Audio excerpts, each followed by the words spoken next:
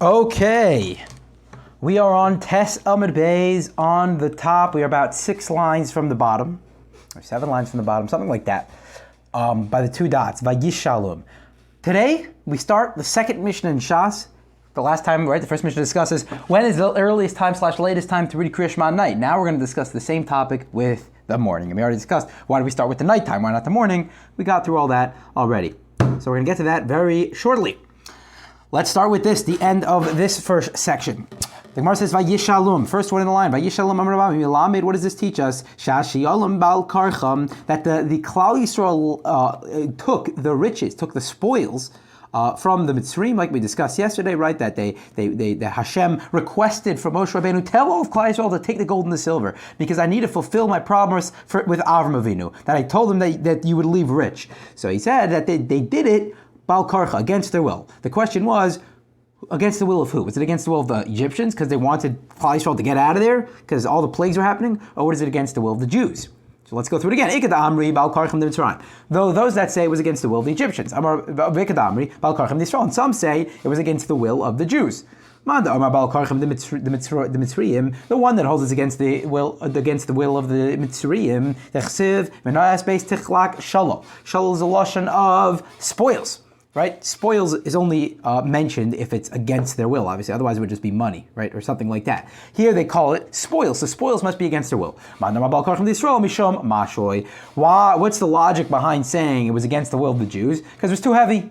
It was too heavy to bring all this gold and silver to leave, so therefore, maybe it was against their will. That's another option. Okay. Yeah. Another option, by the way, is... The Jews didn't want to take a penny from these Egyptians. They just threw their kids into the water. They subjected them to torment for all these years. You think they want to take a penny from them? No, these were Sham. We're not going to take a penny from them. So that's another interesting option that the Gemara obviously doesn't mention, but the Mepharshim should bring out.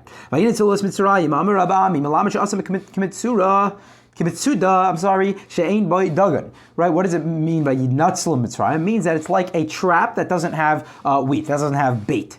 So it's nothing, right? No, it's like deep down. There's no fish deep down in the ocean. Eke asher eke. So right, this is when Hashem Moshe asks for Hashem to reveal himself, like, who are you? Hashem says, I am what I am. Eke asher eke. So I'm like Kadosh Baruch Hu Moshe. Hashem said to Moshe, L'cha amru lehem l'Yisrael, ani yisi imchem b'sha'al b'shibud zeh, v'ani eke imchem b'shibud malchus. Probably say Eya, right? B'shibud malchias. So Hashem is saying to them, to Moshe Rabbeinu, tell Klal Yisrael that just like I'm with them right now in Mitzrayim, I'm going to be with them for every single servitude that they're going to go through in the future. So I'm fond of. So Hashem, Moshe Rabbeinu responded, We're right now. We've been slaves for all this time in Egypt. That's all we're worrying about right now. Don't mention other things. Just assure them that they'll be taken out of Egypt. So Hashem says, you're right, in a Hanami, I'll tell them, I'll send them out of Egypt right now. I said Eke Asher Eke, there are opinions that Eke is the Shem Hashem, so just in case, right, I don't want to get in trouble. Aneni Hashem Aneni.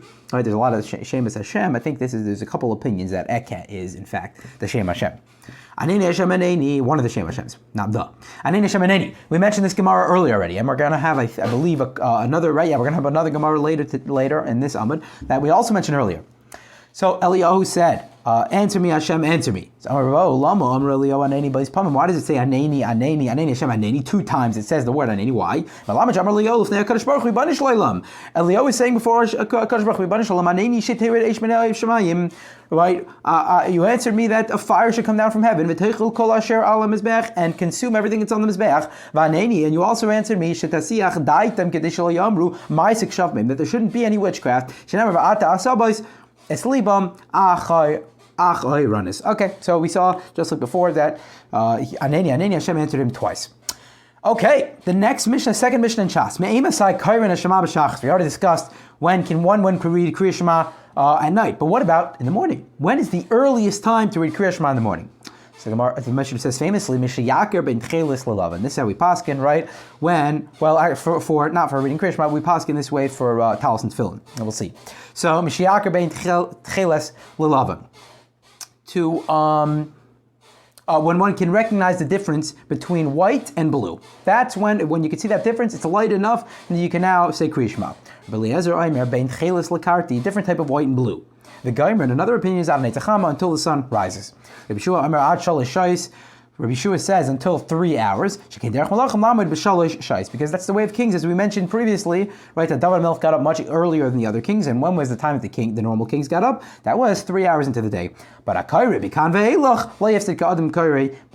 So people that get up late, the after Zman Kriya Shema, they should still read Kriya Shema. Why? Because it's just like learning Torah, right? Shema is obviously in the Torah. All of it's in the Torah. So you might as well do it. It's still like learning. So you don't lose out, the Mishnah is saying, by reading it even after the Zman. But obviously, best thing, you're not Yotzei Kriya Shema unless you read it Bizman. But you are Yotzei Talmud Torah. That's what the Mishnah is bringing out here. Okay. Zok the Gemara. My bein chelis lavan. What does it mean between white and blue? If you want to say it's between like a whole bunch of white wool and a whole bunch of blue wool. Those are very easy to distinguish between, right? It's a whole like bunch. It's a lot of white and a lot of blue. So when there's a lot of something, even if it's dark outside, you'll still be able to tell. So what does this mean? El ben chel shaba, love and shaba. No, it means a little white and a little blue. Just one little stalks, little things. So that you won't be able to differentiate unless it's light outside. Tanya, we learned that the Brayser right? So Rav Meir has a different qualification. When's the earliest time to read Kriya Shema? When one can differentiate between a dog and a wolf. I thought a dog is from the wolf family, but I guess it's a branch of it. Okay, fine. So branch of it. So dog and wolf. Rabbi Kiva, I'm not an animal expert, but Rabbi Kiva Omer, I thought a dog was a wolf. Maybe not. Rabbi Kiva Omer, bein chamar la'arid. So the earliest time to read is when one can differentiate between a donkey and a wild donkey. And Acherim say, what's the time, the earliest time to read Kriya Shema? When one can see his friend from 4 amos away and he recognizes who he is. The halacha is like the Acherim, that when one recognizes his friend from 4 amos away. So for tefillin, we go like the Acherim. Mishayakir, when you recognize your friend from 4 amos away. L'kriya Shema kevasikin, but for Kriya Shema we go like vasikin. Vasikin means the pious ones, the holy ones. The vasikin, the pious ones, they would complete Kriya Shema with Netzachama, with the rising of the sun. We also learned the Brayso that said the same thing. What was so great about that? Because like we mentioned before, right? It's a very great thing to connect Go'al Yisrael to Shemana Esrei. So that's why they would finish it with the sun rising. And then it would end up that they were davening during the day, right? So they would get perfect timing, right? They would lead up to Kriya Shema right before that, and then by the time Nates came, they started Kriya Shema b'Samech Ge'ula Tefillah. What does it mean, right? With the sun. Hey, Rabbi Yosef ben Malcolm, Mishum, Kehila, Kedisha, B'Yerushalayim, Kol Samech Ge'ula Tefillah, in Nezach Kol Hayam. So this is a school of a school of being Samech Ge'ula Tefillah, right? One who connects Go'al Yisrael to Shemana Esrei, they won't be damaged the entire day. Just by the way, we say Im Shemesh, with the sun. One should daven with the sun. Does this mean Mincha too? Right? Maybe the best time to daven Mincha is right before sunfall. It's right before sundown. So is that mean Mincha too? Okay, that's a whole discussion as well. Interesting point. So we said, one who's Samech Ge'ula Tefillah, they won't be damaged the entire day. Amar B'Zeira, Eini? Is that so? One won't be damaged the entire day. Guess what? I was Samech Ge'ula Tefillah this morning, and I had a tough day. So what do you mean? So Amalei, b'may iskis. What happened to you that was so tough? What happened?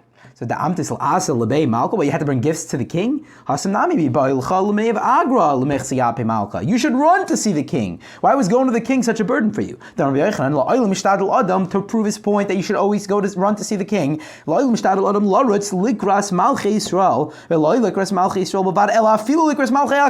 A person should always run to greet a king, and not only a Jewish king, but also a Goyish king. The Gemara brings a beautiful point. Why? What's so great about seeing a non-Jewish king? I understand a Jewish king. What about a non-Jewish king? Because when you go to Shemaim, you're going to see the difference between the way they're treated. You're going to see a Jewish king, he's really treated like royalty. A non-Jewish king is not going to be treated like royalty in the same way. Amalei Rabbi La'ila, I'm sorry. Ki Ailas Lahasam Shal Bishlama de Rabburuna Achi B'Mami Kol HaChabura. So he was standing amongst the whole Chabura, the Adam Gadulhu, and he was a great man, V'Sameach b'mitzvahs, and he was very happy in mitzvahs. He had a lot of simcha when he did the mitzvahs. Zimnachada, to illustrate this point, how happy he was, there was one time, Samach Geula Tefillah, that he was Samach Geula Tefillah, like we mentioned, is a very good practice, obviously. He couldn't stop smiling the whole day. He was so happy that he was Samach Geula Tefillah. Okay, why this day, B'davka, right? Presumably did it every day. But anyway, you see the chavivus, the love he had for doing mitzvahs. Hey, chimatzi samach. How could we? So the Gemara asks the same exact question we had before, right? How are you able to connect Gal Yisrael to Tefillah? There is an interruption. We know that before we start Shemon Esrei, you're supposed to say Hashem Sifasai Tiftach. So you say Gal Yisrael, then Hashem Sifasai Tiftach, then you start Shemon Esrei. And then you say Yehula Ratzon. So how can you connect Geula to Tefillah? So Lazar, Tehi B'Tefillah Shalavis. No, we're talking about Ma'ariv. Ma'ariv, you don't have that Hashem Sifasai. Apparently, even though we do nowadays. Who's the Ben Olam Haba? Zeh Samech Geula Shel Arvis L'Tefillah Shel Arvis. So right, it's talking about being Saimech Geula of Ma'ariv to the Shemona Esrei of Ma'ariv. Elam Lazar table Tefillas Mincha. So rather, it's talking about Mincha. So it can't be Ma'ariv, right? Because we know you're supposed to be Saimech Geula to Tefillah by Ma'ariv.